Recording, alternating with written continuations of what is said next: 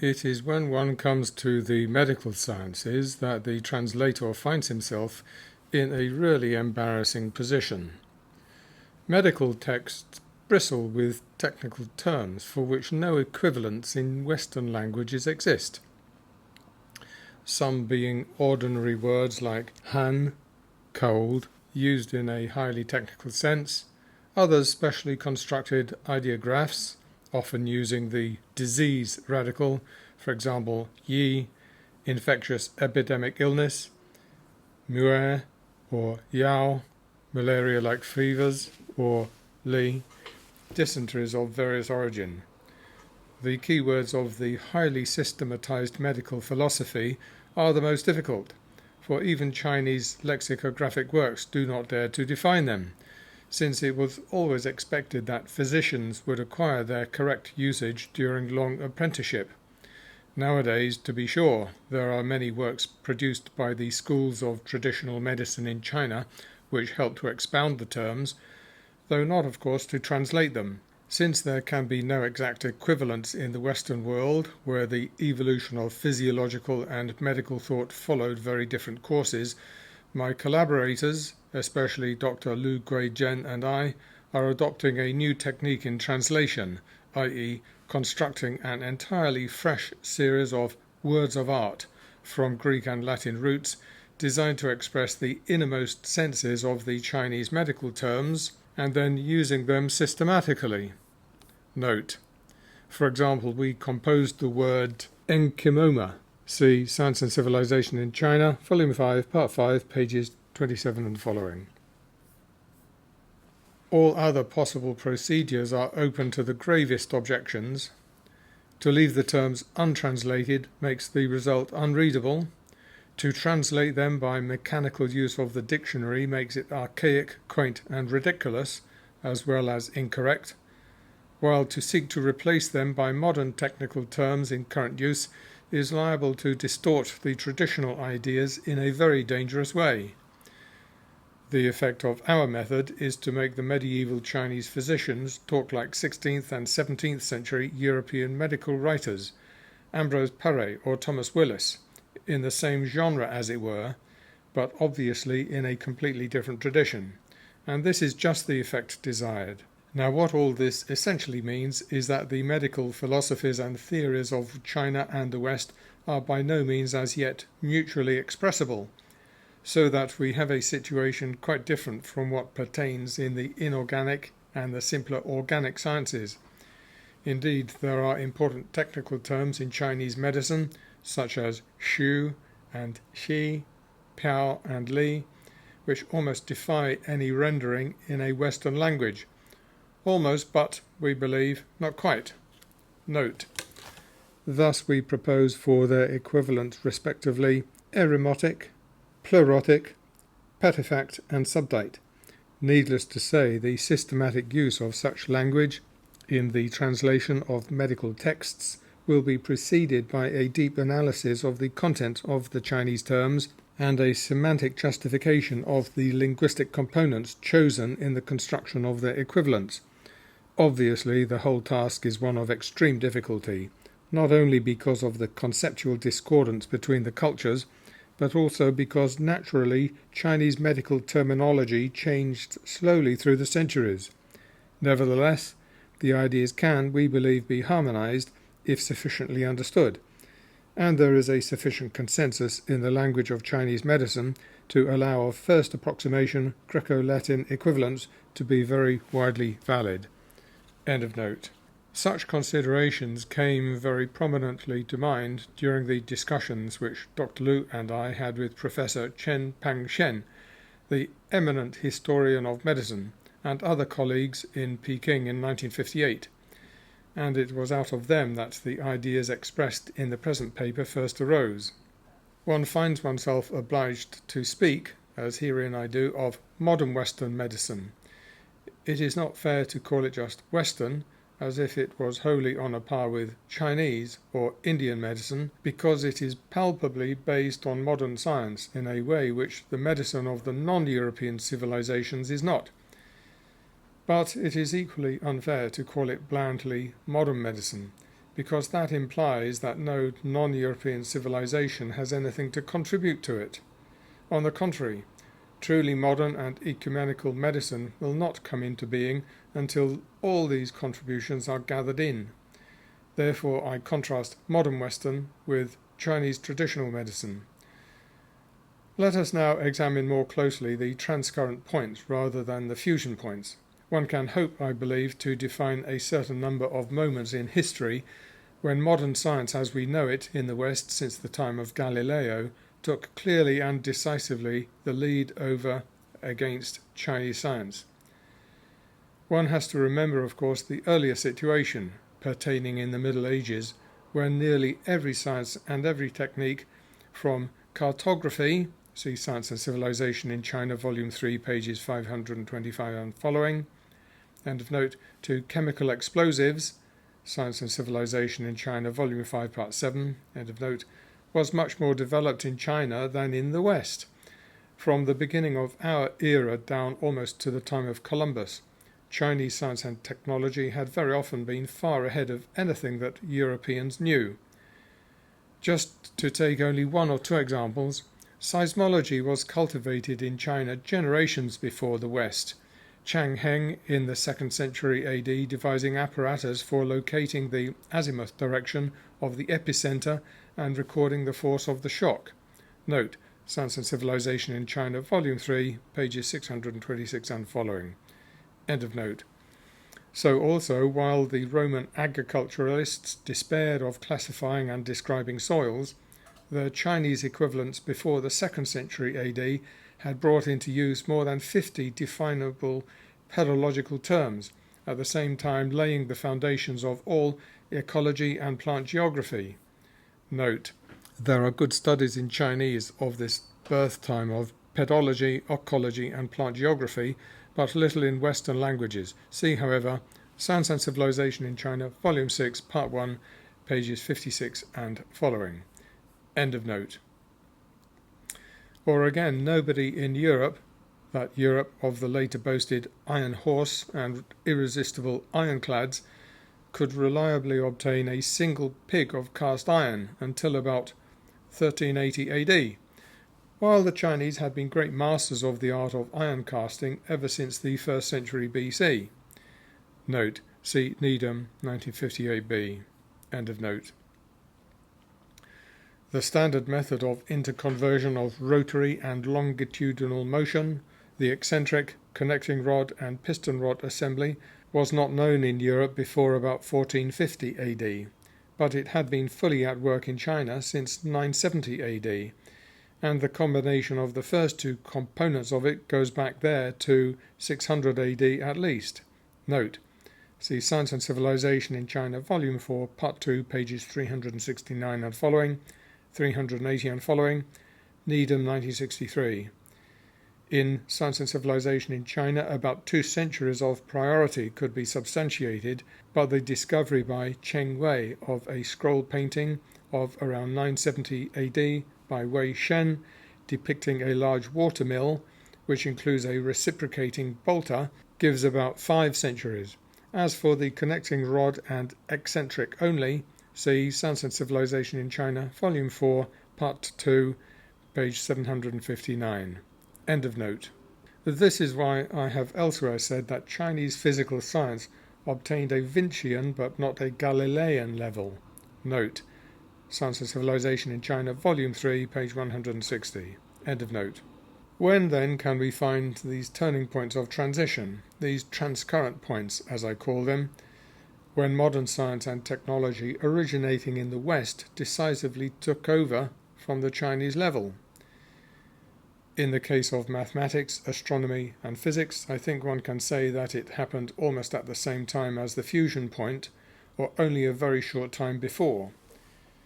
What the Jesuits brought to China included, of course, Euclidean geometry and Ptolemaic planetary astronomy, both of which were very ancient, and certainly not part of modern science. But they also brought the algebraic notation of Francois Viet, which had only just been developed in the middle of the 16th century. Note, Science and Civilization in China, Volume 3, page 438, end of note. and later the logarithms of John Napier. And above all, they brought the new dynamics, mechanics and optics of Kepler and Galileo. It is interesting to reflect that Tycho Brahe, the observational father of modern astronomy, filling his ledgers of data on the island of Fyn, was a patently Chinese figure, not in technique or conception much more advanced than Shen Kuo or Su Sung. It was only the next generations that begin to overpass the Chinese levels. Although the Jesuits played down the Copernican theory itself, they gave full publicity to the results which Galileo obtained with the telescope from 1610 onwards. Note: Needham and Lu Guizheng, 1966b. It will be remembered that he got the idea of the telescope from Holland. Note: the optic tube or reflecting telescope had, however, apparently been known and used in England since a date between 1540 and 1559. See Ronan 1991. End of note. And then made his own, after which things began to happen very quickly. In mathematics, astronomy and physics, therefore, it would seem that the transcurrent point came only a few decades before the fusion point. In botany, on the other hand, there was, as we have seen, a great time lag, because the fusion point did not occur until after 1880. The transcurrent point we should have to put as occurring sometime between 1695, when Camerarius first demonstrated the nature of the flower, Linnaeus Prime in 1735, and the restorative work of the great Adamson in 1780. Were it not for the fact that the Linnaean sexual system of classification was a sort of branch line or siding, and not in the main line of advance, one might be tempted to say that Chinese botany attained a Magnolian or Tournefortian, but not a Linnaean level. But it would perhaps be fairer to take Adamson as the turning point about 1780, and to say that then it was that botany in the West began to be decisively ahead of Chinese botany. Yet after that there was in China a lag of some 100 years between 1780 and 1880, hence the feelings of superiority of the early 19th century plant collectors, admirers though they were of the Chinese horticulturalists whose gardens they delightedly pillaged. Note: see the monograph by Cox, 1945. End of note. Next then we come to consider the question, when did Western medicine decisively draw ahead of Chinese medicine? I confess that the more we think about it, the later we are inclined to put this moment. I am beginning to doubt whether the transcurrent point was really much earlier than about 1900, perhaps 1850 or 1870. There are many things to be considered. Note: here a valuable help is the monograph of Kiel, 1963, on the evolution of clinical diagnostic methods. End of note. One has to weigh, for example, the clinical discoveries, Morgnagni and Auenbrugger, 1761, Corvisart, 1808, Laennec, 1899. Note: pathological anatomy, percussion, auscultation, the invention of the stethoscope. The thermometer came somewhat earlier, and the sphygmograph much later. End of note. The rise of pharmaceutical chemistry, Pelletier and Caventou, 1820, with the study of alkaloids as its centre. Note: isolation of strychnine and quinine. There is a fine statue commemorating these two chemists on the Boulevard Saint-Michel in Paris. End of note. The new understanding of neurophysiology, Bell, 1811, Magendie, 1822. The development of bacteriology after Pasteur, 1857. Note: necessarily involving microscopy. A landmark in this was Beale's The Microscope in Medicine and its Application to Clinical Medicine, 1854. End of note. The growth of immunology from Jenner, around 1798, itself originating from a Chinese technique, variolation. The development of antiseptic surgery, Lister, 1865, and anesthesia, 1846. Radiology, Röntgen, 1896. Radiotherapy, the Curies, 1901, and radioisotopes, Joliot-Curie, 1931. Then parasitology, with the discovery of the malaria plasmodium and its life cycle. Leveron 1880, Ross 1898. Eventually the coming of vitamins. Hopkins 1912. Note: biochemistry was to contribute fundamentally, of course, to clinical diagnosis as well as treatment, but not much before the 20th century. Qualitative and quantitative urine analysis was how it began. This was first systematized by Neubauer and Vogel in 1860, in a book to which I remember referring myself in my young days. End of note. Sulfur drugs, Domack 1932, antibiotics 1940, and so on. Note: the other side of the medal is how long medieval practices continued in Europe. Galenic pulse law was still being systematized in 1828, and the Manchester Royal Infirmary ceased in bulk purchasing of leeches only in 1882. End of note. All this requires more thought, but if therapeutic success rather than diagnostic understanding is taken as the criterion, I suspect that it was not much before 1900 that medicine in the West drew decisively ahead of medicine in China.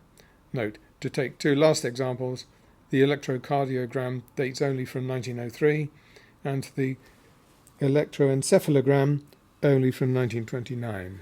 Naturally, terms need careful definition. The work of Vesalius was not done in vain, and surgery and morbid anatomy were therefore correspondingly far ahead of China already by 1800.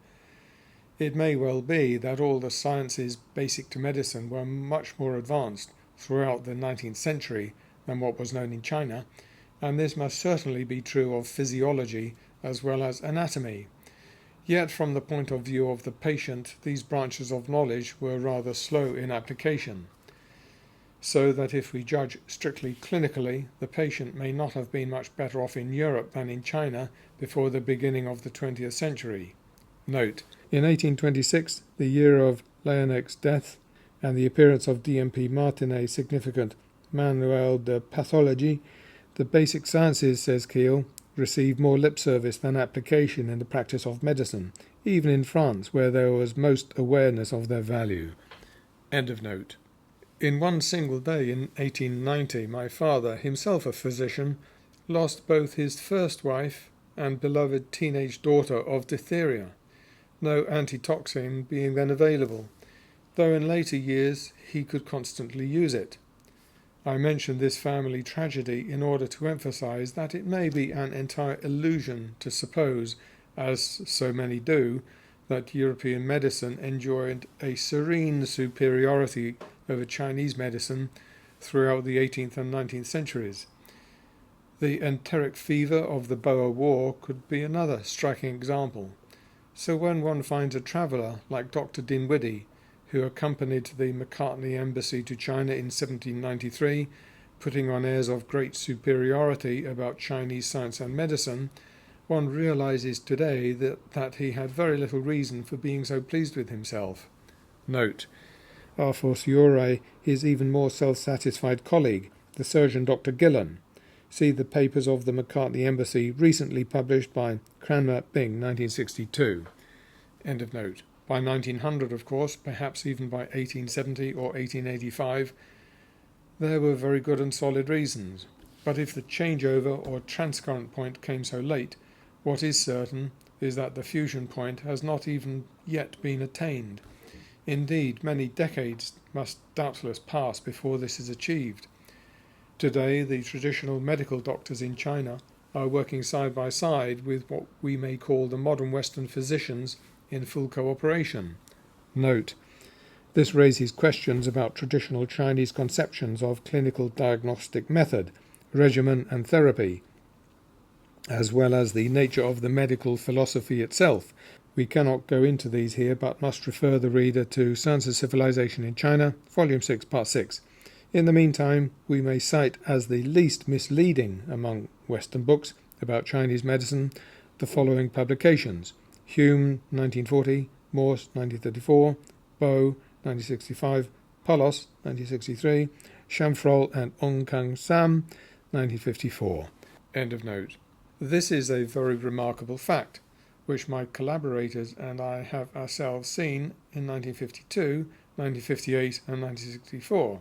It has been brought about in China by national renaissance, social conditions, and the paucity of medical doctors trained in modern style during the past 15 years. The two types of physicians and surgeons have joint observations, joint clinical examinations, and there is the possibility for patients to choose whether they will have their treatment in the traditional or the modern way.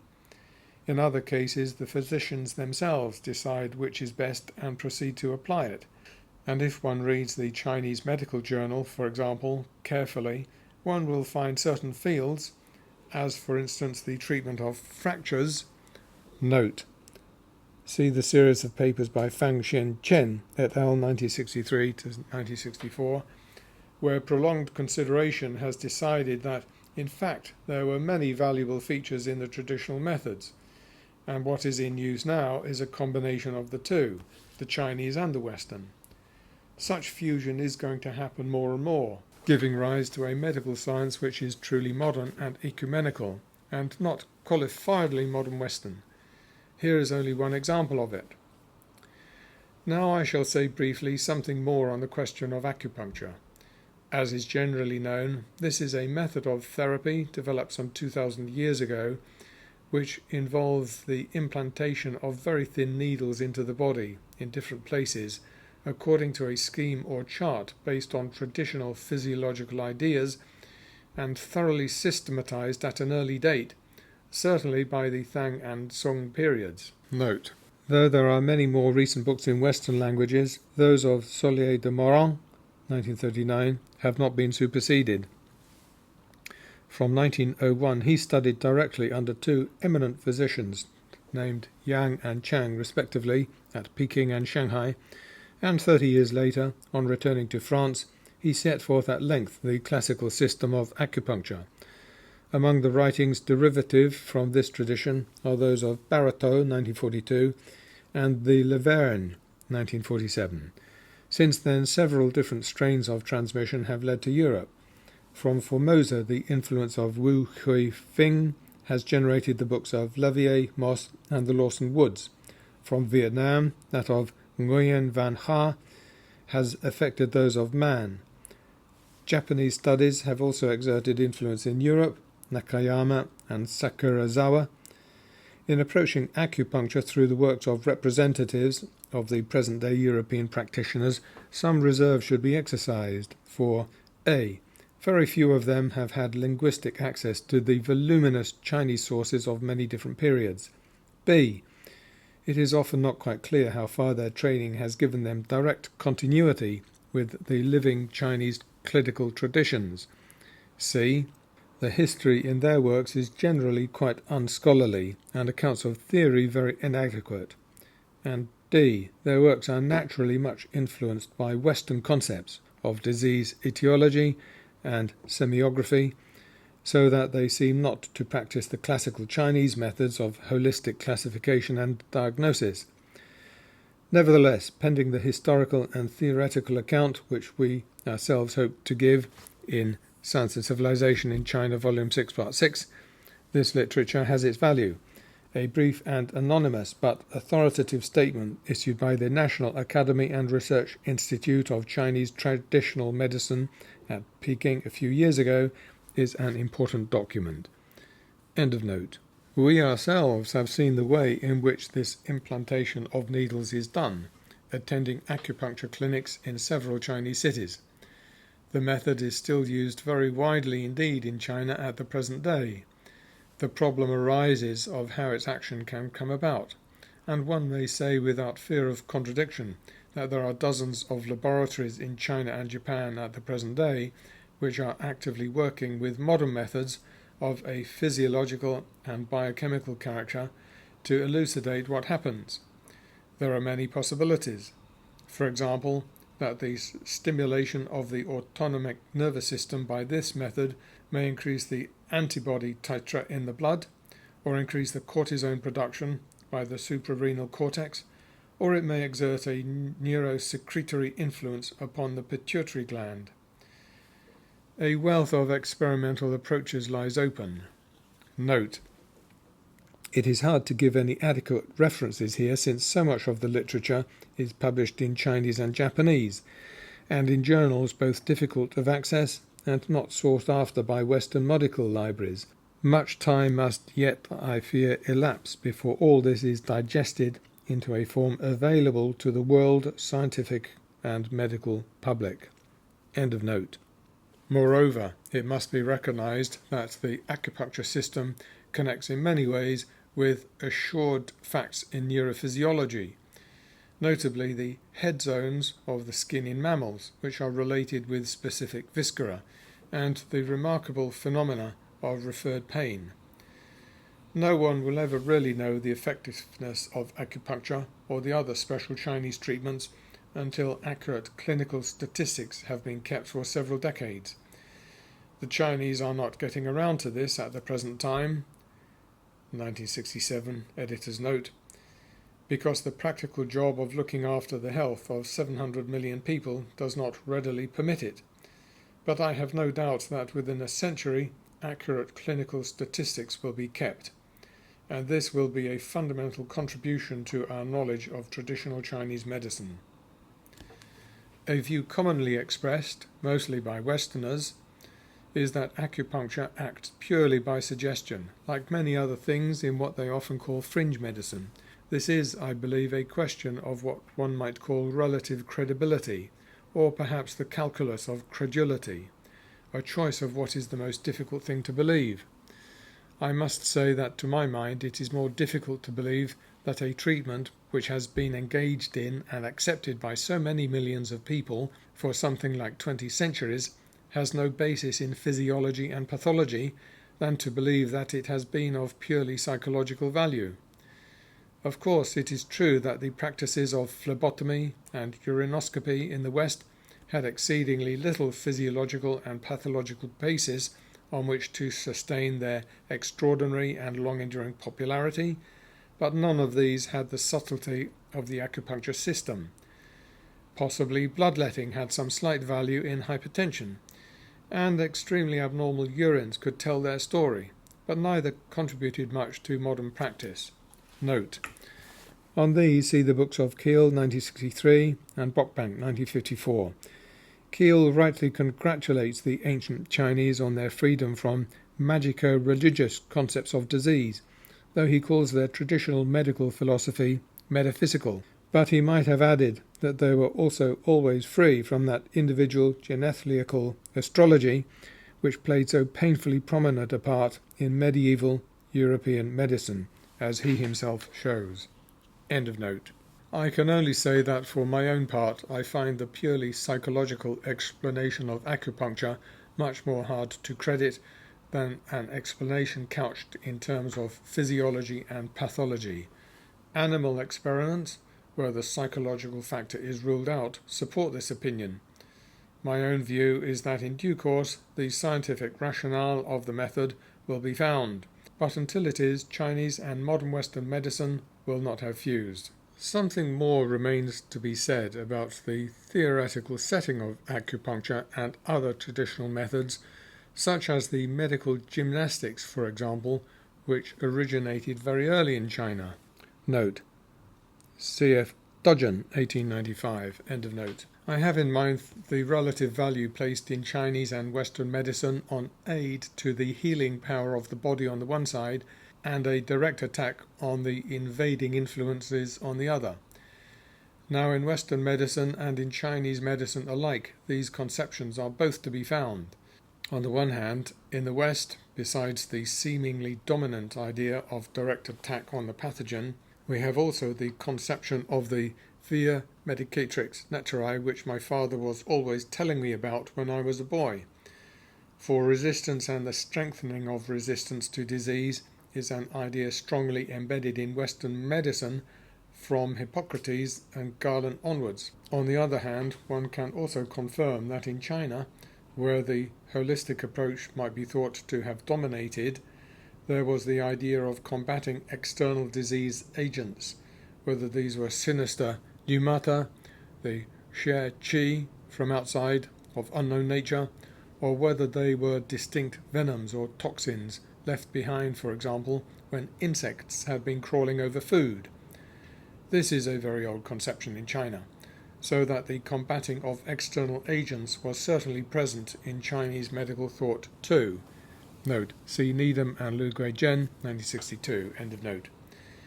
This may be called a Yi Liao aspect, or in the ordinary parlance, Qi Ping, and the other one, the Vis Medicatrix Naturae, was what was meant in China by Yang Sheng, the strengthening of resistance.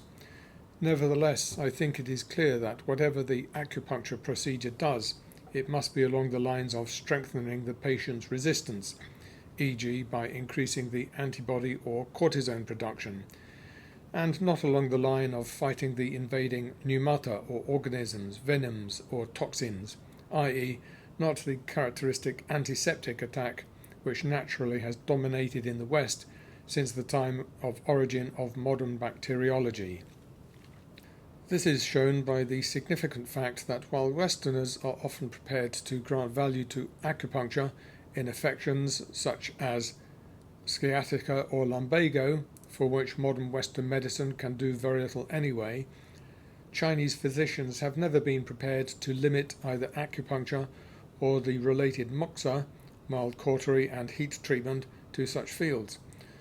On the contrary, they have recommended and practiced it in many diseases for which we believe we know clearly the invading organisms, for example, typhoid, cholera, or appendicitis, and they claim at least remission if not radical cure. The effect is thus cortisone-like. It is surely very interesting that both these conceptions, the exhibition of hostile drugs and the strengthening of the body's resistance, have developed in both civilizations, in the medicine of both cultures. And one of the things which any adequate history of medicine in China will have to do will be to elucidate the extent to which these two opposite ideas dominated in the systems of East and West at different times. These remarks would not be complete without a reference to the importance of the traditional Chinese pharmacopoeia. I do not think that anyone today is inclined to despise pharmacopoeias of a traditional or empirical character developed among non-European peoples. Note, see for example the Symposium recently edited by Chen Ke-Khui, Mukherjee and Volese, 1965, or the monograph of Mosik and Schramm, 1955. End of note. Since the recognition of the use of ephedrine from Ephedra sonica in the Chinese pharmacopoeia, one of its greatest triumphs, there have been many more shocks administered to pharmacologists in the West, as for example the famous case of Rauvolfia with its numerous powerful and highly peculiar alkaloids.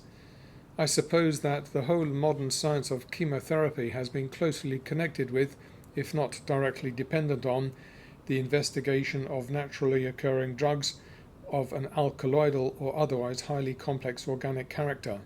The pharmacopoeia in China is in fact full of things which are of great interest from this point of view. When I was in China during the war running a scientific liaison mission between the Chinese and the Western Allies, as director of the British scientific mission in China, I had a good deal to do with Dacroa febrifuga, in Chinese Chang Shan. People were looking about very urgently for anti-malarials other than quinine, and Chang Shan was therefore studied a good deal. Various pharmaceutical laboratories in China worked on it, gaining positive results early on in the war. These were doubted in the West, but eventually, at the National Institute of Medical Research, Dr. Thomas Work made a study of it, and it has turned out to be quite powerful anti-malarial.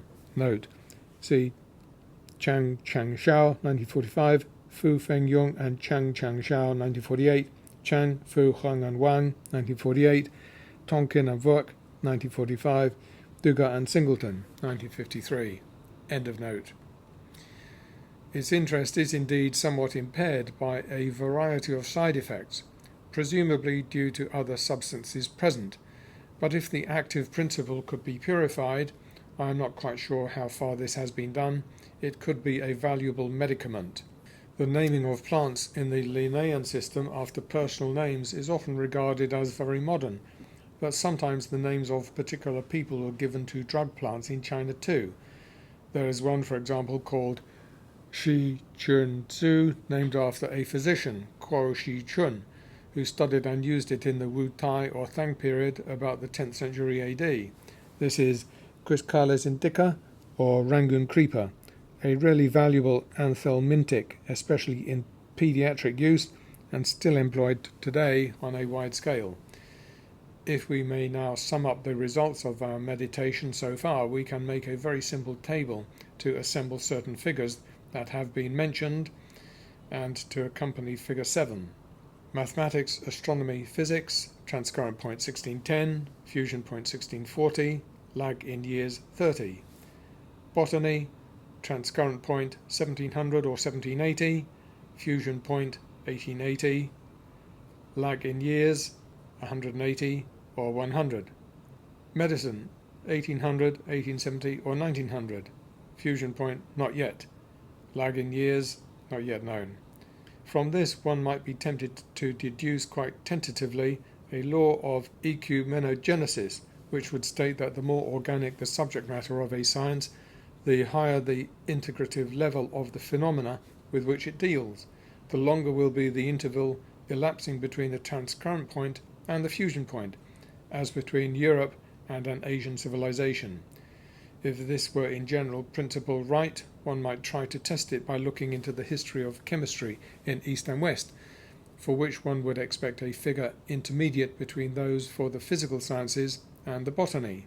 This subject bristles with difficulties, partly because of the contingent historical trends which intervene.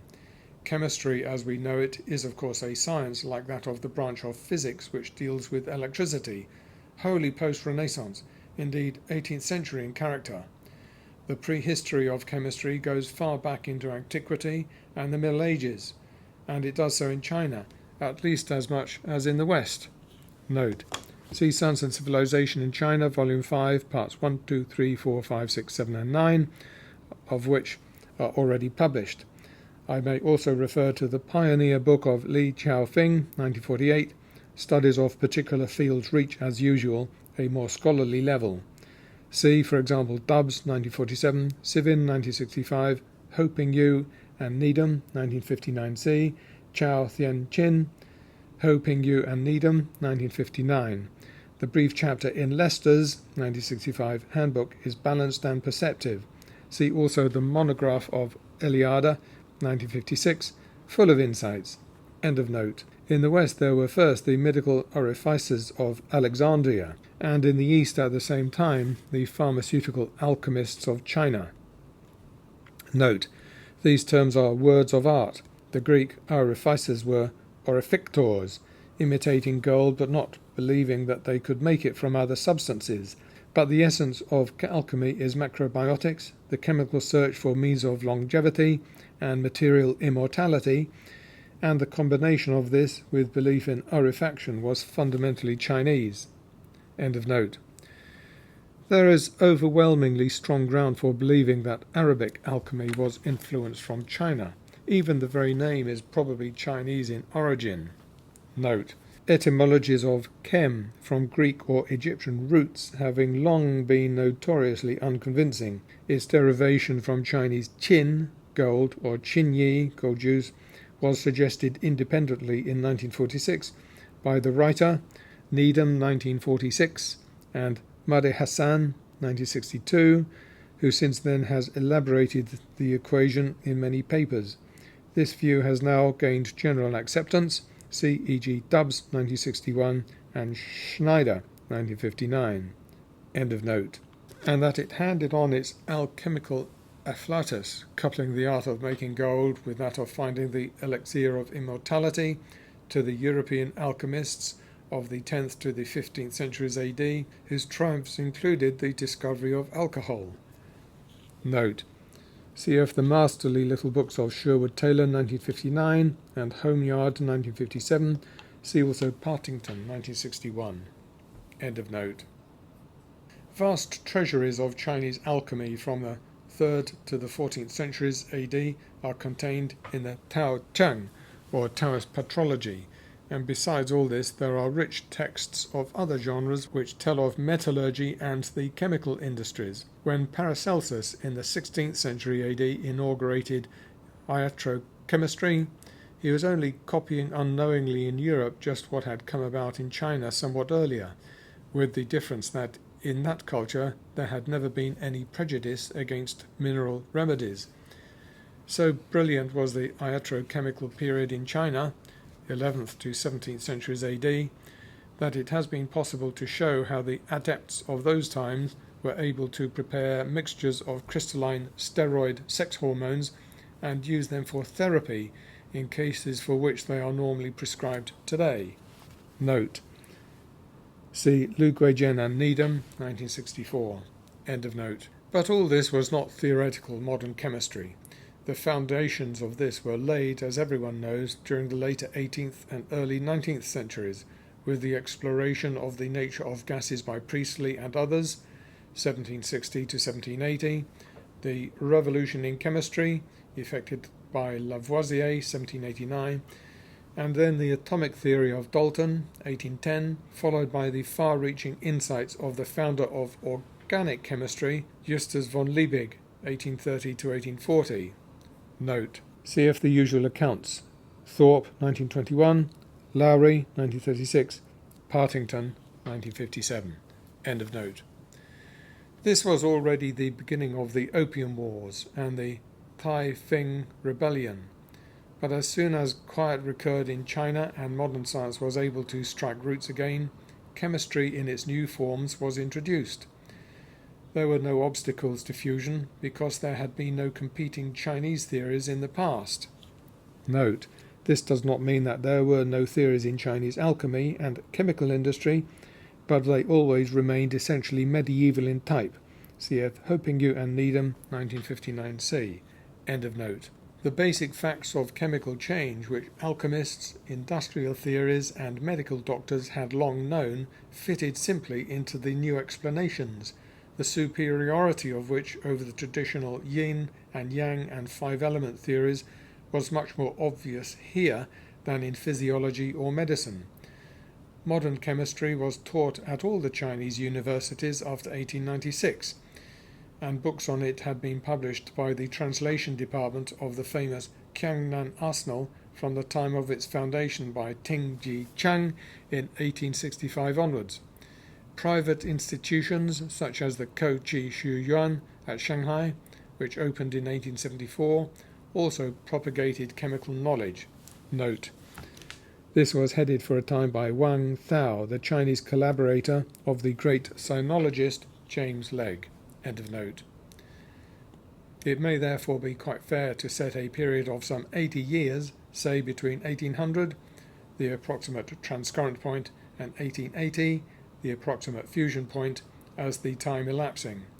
This evidently fits in adequately with the general picture, but I should not like to put too much emphasis on it, partly because of the adventitious historical circumstances, and partly because modern chemistry, as a relative latecomer in modern science, had no alternative system to meet with when it reached the Chinese culture area, as all the other sciences considered had. In conclusion, then, what we have done here is to examine the time elapsing between the first sprouts of particular natural sciences in their modern forms in European culture and their fusion with the traditional forms as Chinese culture had known them, to form the universal ecumenical body of the natural sciences at the present day. The more biological the science, the more organic its subject matter, the longer the process seems to take. And in the most difficult field of all, the study of the human and animal body in health and disease, the process is as yet far from accomplished.